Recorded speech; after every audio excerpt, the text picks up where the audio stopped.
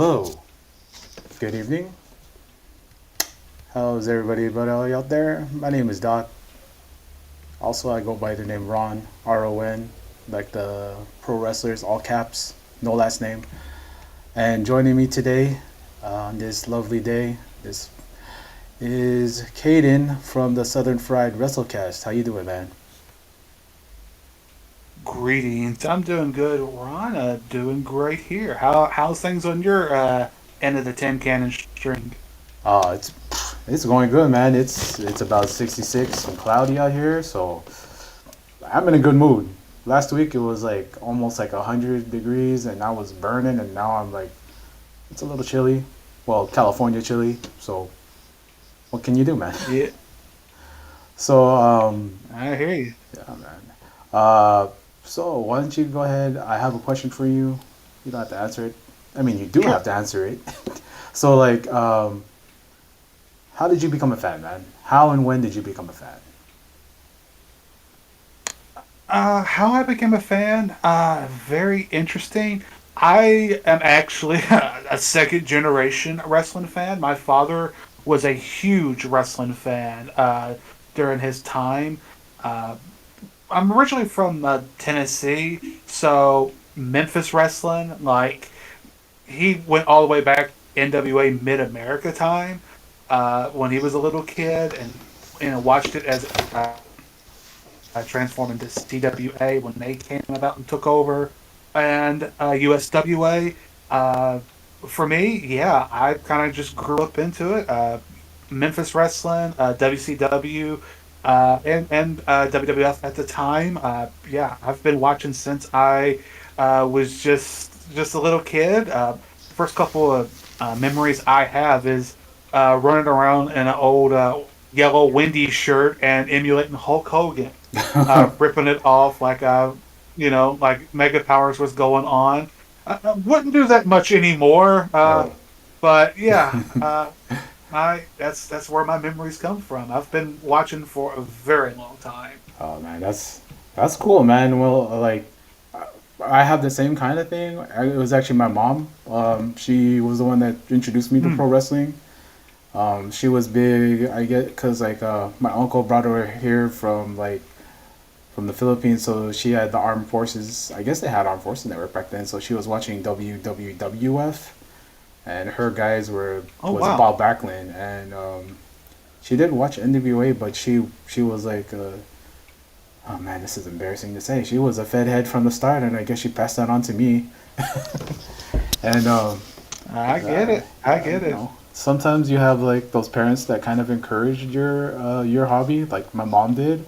Or and then also I also had my dad on the back end who would say, "Oh, how are you watching that fake BS?"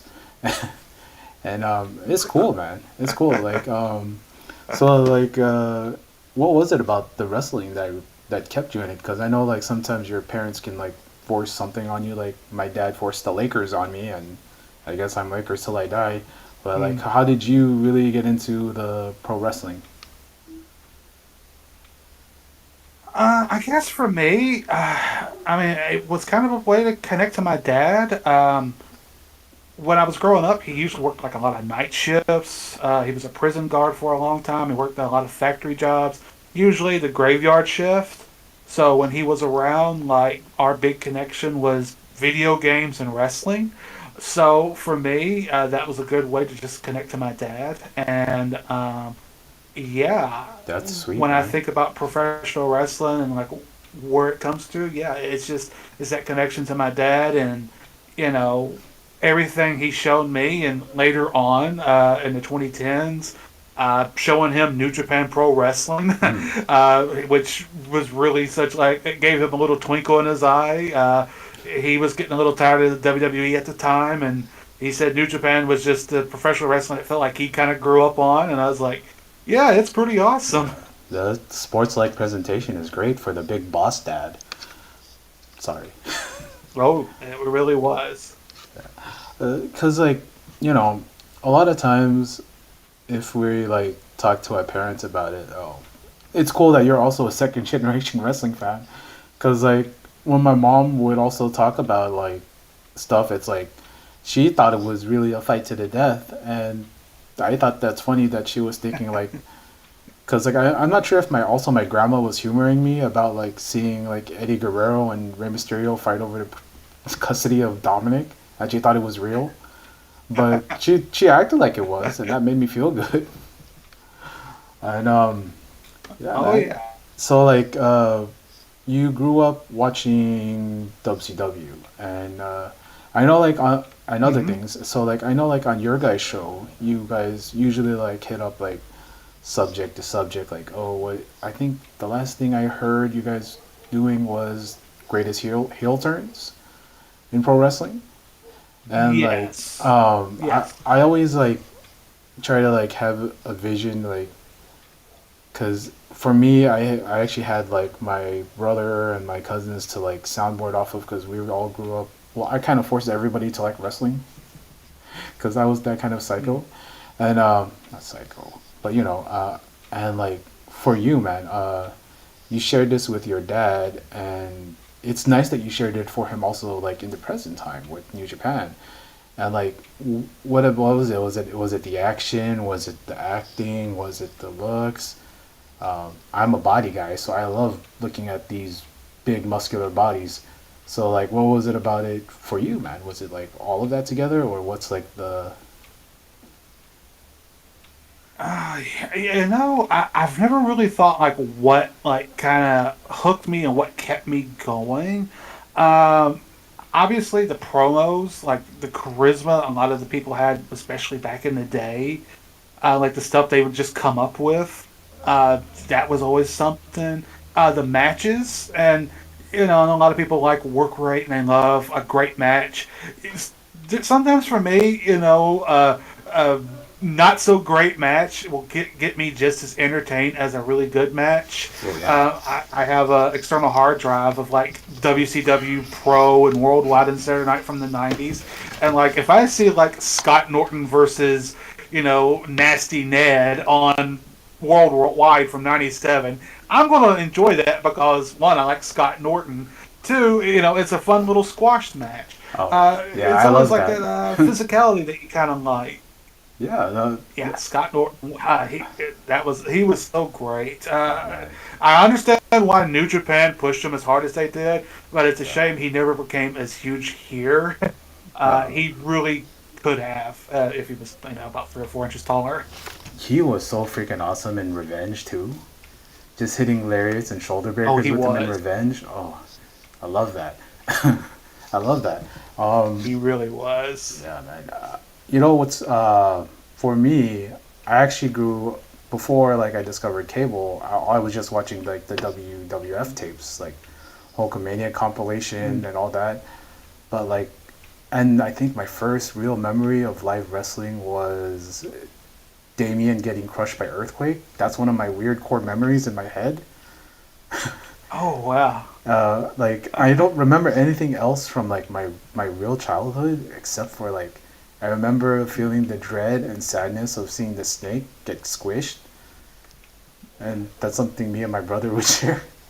And but like also my the biggest part of that was when we finally got cable is I found WCW, I saw Sting, I saw Liger, and that was it for me. That was my show because you had superstars on after like cartoons, but I was like. I want to watch wrestling. I want to watch wrestling. And like you would have WCW Pro come on like on syndication too in the morning. Here it would be like I think like airing like at 5 o'clock here, and I'd wake up and I'd watch it. And there's something about that style, that hard hitting, uh, in your face style that like speaks to me. And that's not something that was really in WWF at the time. It was like I guess you had Bret Hart, but like you didn't really have like someone come in like a Kensuke Sasaki coming in on his excursion, hitting chops on like some like the gambler. And that's Oh wow, yeah. You bring up the gambler. Ed knows. The gambler. Yeah, that's one of my all-time favorite jobbers. Uh, yeah, mid '90s WCW Saturday night. Like any match I can find with the gambler, I've watched. I want to say. when I was a lot younger. Hmm. He had a run in USWA, and like he was somewhat pushed. Like he actually won the tag titles in USWA at one point. Like I kind of vaguely remember this. Like it was like a 2 week run. Like it wasn't anything too memorable, but yeah, like seeing the gambler like in USWA and then going to WCW and never winning a match. That was always something else that I liked. Uh, it's just weird because USWA was always like the like feeder system to WWF, Yeah. and like I kind of vaguely remembered all the Vince McMahon the first like little inklings of a heel turn he did in Oh, '93. so you Like saw I that in real time? woke up. Ish. Yeah, I was watching Crazy. that real time. Like Saturday mornings, I'd get up, I'd watch that whole event unfold, and was a little confused when I was watching USWA Saturday mornings, and Jerry Lawler was the babyface, Vince was the heel, bringing Bret Hart in or Luger or Tatanka for whatever reason, and then flipping to Superstars or watching Raw, and Jerry Lawler was the heel and everybody was a good guy, and I was like, something is weird here. Oh man. He would But be standing in the yeah, and stables with my poop on little his feet. six-year-old brain. I'm sorry. Oh yeah. Lawler would be standing in the stables with poop on his feet, building up that kiss my foot match with Bret Hart. Oh, oh yeah, yeah. Oh yes, the Kiss My Foot match. I think that was in '95. It was a little later. Like, The initial Bret Hart Jerry Lawler feud, though, so wonderful. If if only they could have finished it. Obviously, Lawler had some court issues going on, some legal troubles that kind of put a kibosh on all that. But yeah. yeah, that initial feud was great. Wasn't as big of a fan in '95 with the Kiss My Foot and Dr. Isaac Yeah. Yankum. I think I was more like WCW Nitro seems a lot more interesting. Oh yeah. This Dungeon of Doom stuff, it's a little wacky, but at least it's not a Kiss My Foot match. Oh man. You know what's so like during like that era too? I was a Hulkamaniac. So for me, the whole Mm. thing of him like fighting all these guys that I saw him fought on the Coliseum videos is like cool. I finally get to see it in real life. So like when I saw Z Gangsta and oh yeah, that's Zeus from the movie. Oh my god, he still looks the same. He's gonna kill him, and like Yeah. yeah, that stuff was man. I was a big Hulkamaniac, and I think I'm one of the only people that prefer American made to real American. Hey, Something about it, man.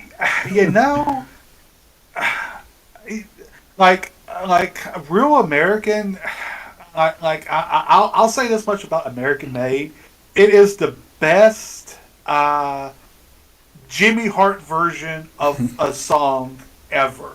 Like American Made is a really fun song. Like it has its own merits. It's really good. But yeah, Real American, like I can still listen to that and feel pumped up. Like I almost want to just like find an American flag somewhere and just be like, "Let me tell you something, dude. We're gonna destroy the Soviet Union, brother." You know, stuff like that. Oh yeah, But American Made is great. yeah. Because yeah, that's weird. That kind of defines Hogan for me. And at that age, I was like, man. And this is not a Hmm. pro Hogan podcast. I'm just saying, when you're a kid and you see No, and you see no. when you see the we got the 24 inch pythons, brother, and we're gonna come for you. Well, he said that first, not Booker T. I can't say the Booker T line, but people know what I'm talking about. And it's like there's something about it when you're a kid, and it's weird because I preferred WCW before Hulk Hogan came in because to me Sting was the guy. It was Sting. I was able to see him fight big monsters like Vader. Got to see like him fight off Jake the Snake Roberts. Man, it was he. Sting is my guy, and being a California kid, it's cool to hear him come from Venice Beach, California, and actually he did come from California, and like Hmm. it was just it's weird because my friends were like all WWF kids, but I was like, no, you guys got to watch WCW. They have this guy named Sting. He has face paint. He's better than the Ultimate Warrior. They also have this really crazy guy, Cactus Jack, who will like fall on the back of his head, and it was cool. Although, like when I would play Yeah, wrestling, I would end up yeah. being Cactus Jack, Yeah. and No, I totally get it. Yeah, I mean, for me, yeah, Sting. I want to say the first wrestling action figure I got was the Sting action figure, in the blue tights. I think it's a bit of a collector's item now. I've lost it since I was a kid, but if I was to ever get like one wrestling action figure, it'd be that one. It just has that much nostalgia with me. Sting was such a great, yeah, centerpiece for WCW, and Cactus Jack. It's always interesting thinking about Cactus Jack and like where he was in WCW and what he became in the WWF, and yeah, uh, yeah, I totally hear you though, man. Like Cactus Jack was amazing. yeah, man, you and like I like hearing you talking about watching that stuff for Memphis in real time because I didn't get USWA until like '97, and you getting like the first prototype Hmm. Mr. McMahon character, it's sick. I don't think we're that far in age because I'm actually 40. So I don't. Yeah, I think I'm older than you. yeah, I'm 37, so Oh, you got a yeah. couple of years, but yeah, 97 USWA. Now that is a trip in of itself. I've gone back and watched some of those tapes. Oh boy, you can tell they were on their last legs at that point. But like seeing the fake Razor and Diesel having a feud in USWA, seeing ECW coming to USWA from the WWF ECW feud, that was something. Oh yeah. But also going back to Cactus Jack, seeing him in '96, starting in well, coming in USWA as Mankind the Mutilator, like the compromise of Vince wanted him to be known as the Mutilator. Mick Foley wanted to be called Mankind, so they had Mankind the Mutilator, which, Mm. by the way, was a pretty great name. But Mankind, in of itself, I think that was the better name overall. I just remember watching all of that going through. Yeah, like those are some memories I'll never lose. Yeah. And there's something about the way that Foley would talk, and he'd just get like over with how crazy it seemed he was, man. I just love that. I just love that. Like, if I Yeah. when I tell people like my favorite Kane, wrestler is Mick Foley, they'll Dewey, be like, Kane Dewey. Dewey Foley is a Kane. 6-year-old little boy. You sick sons of bitches. Oh, yeah, that's awesome, man. I love Foley. Yeah. Speaking of my dad, one of the more interesting things is my dad had a passing resemblance to Mick Foley. Uh, and there were a couple of times kids younger than me would stop him and just be like, "Are you Mick Foley? Like, are you mankind?" And my dad being like, "No, I'm not him, but I sure do look and sound like him sometimes." That's cool. My, Uh, my dad yeah. has a passing resemblance to Rikishi. So kids would always ask, Oh, "Is your dad Rikishi?" And I was like, "No, I'm not the son of Rikishi." But people in our friend group know that I'm a big fan of the Bloodline. But and like so oh, they would okay. also call me like, "Oh, you're the missing Uso brother," and I'm like, "Oh, that's a compliment to me. I love Rikishi." But I digress. So is there like a particular match or that you would say is your favorite match? Hmm. That one has always been another tough one for me. It's hard to pick a favorite. Like how do I judge it? Because if I go with match I've seen more than any other, I know Ed will probably be like that tracks with what I know with Caden. A match I've probably seen more than any other match was actually the cage match from Uncensored 1996. Ooh. I've seen that match, no joke, at least 5 times. It is such a bile fascination match for me because of just how disorganized and insane it is. And like how awful of a match it is, but at the same time, I am so invested and entertained by it that I can't look away. Um, Father, but if I Father, think we about gotta kill matches the where Hulkamania. Sorry about that. Father. Solomon, my son, we have to get the Hulkamania, the were-white Bengal tiger. The Dungeon of Doom stuff is like peak hilarity for Oh, me. yeah, yeah. Favorite match though. Um, if I had to sit here and think about like all-time favorite match, whew, I feel like any day I could come up with about 10, 20 different matches. Right now, a match that I just love that it sits in a great spot in my heart. I would have to say it would be the WrestleMania 30 Daniel Bryan win for the title. That was such a great heartwarming moment, and continuing the tradition that has continued on, where like the big babyface win every 10 WrestleManias. Like I was happy that happened, and everything that went into the fans kind of like coming up and rising against WWE and getting Daniel Bryan into the match. Yeah, that is always going to be a special spot in my heart. The Yeselmania movement. That was. It's an amazing Oh match, yeah. honestly. If you think about the work, especially, I know a lot of people don't think of Batista in that way, but like he was amazing in that match. He was doing these power moves. He was always in the right spot.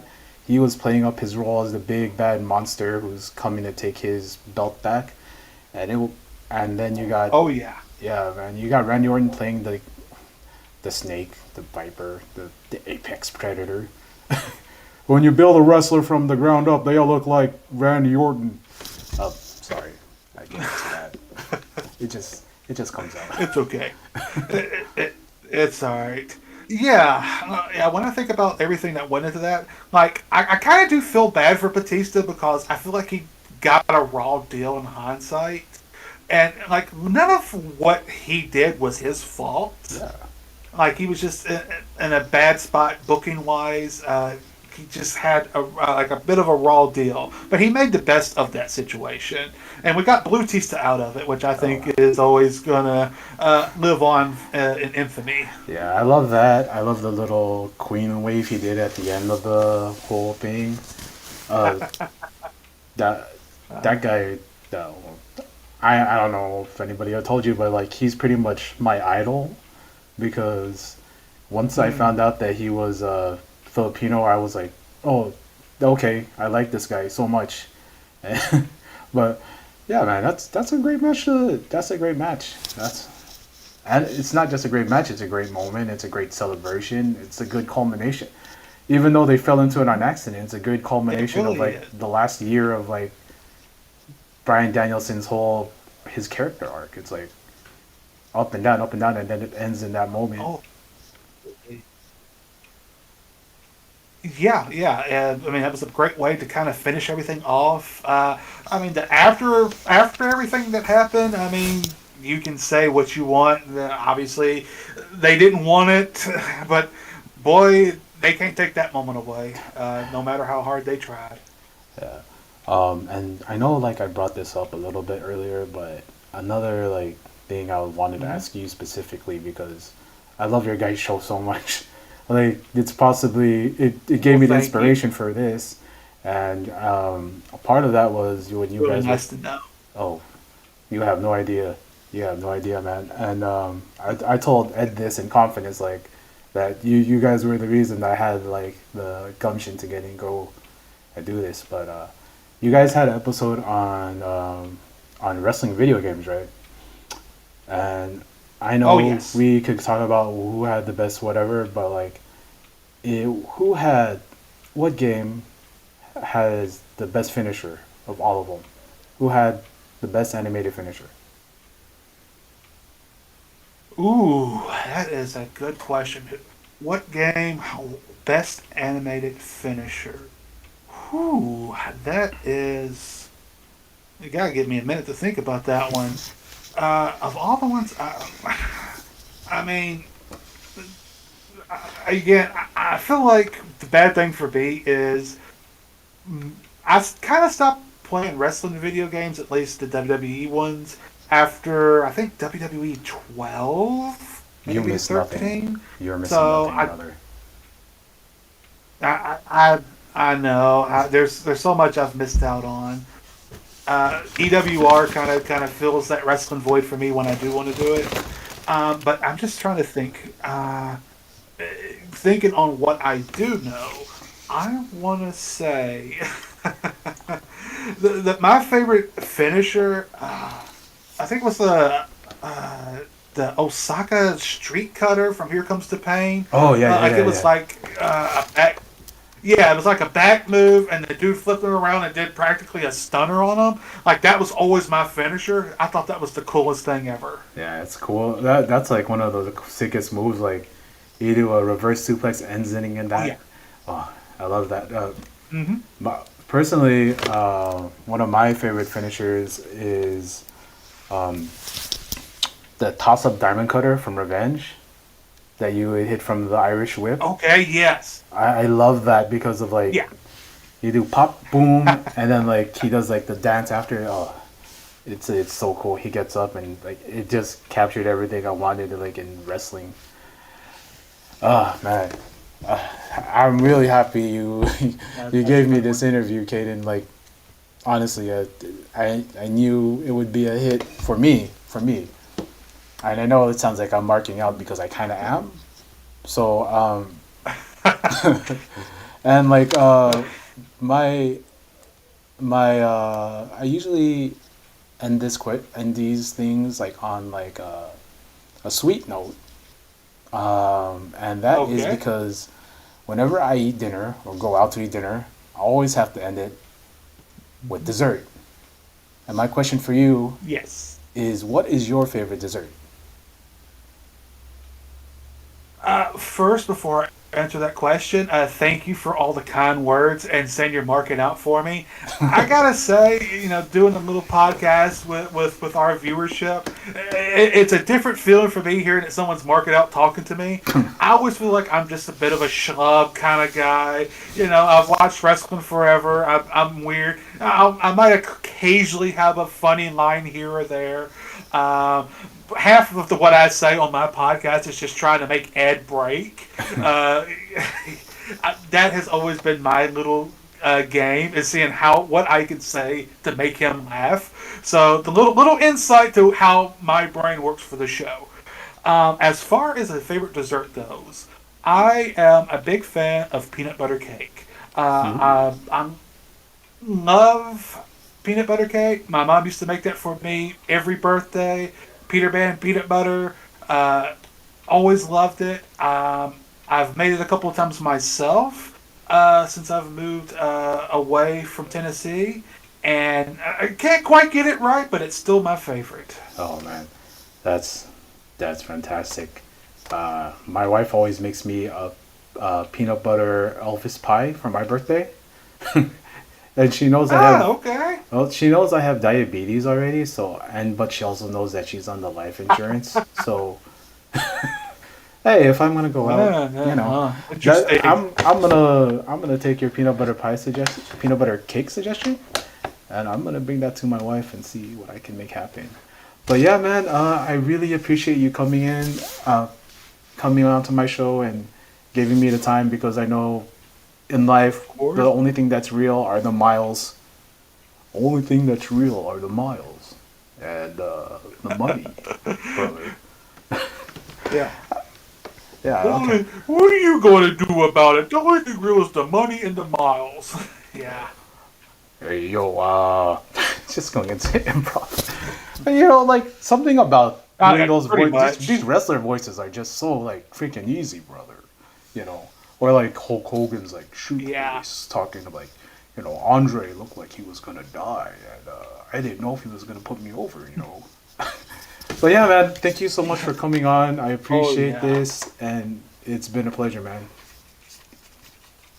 It's been great. Thank you. Thank you so much.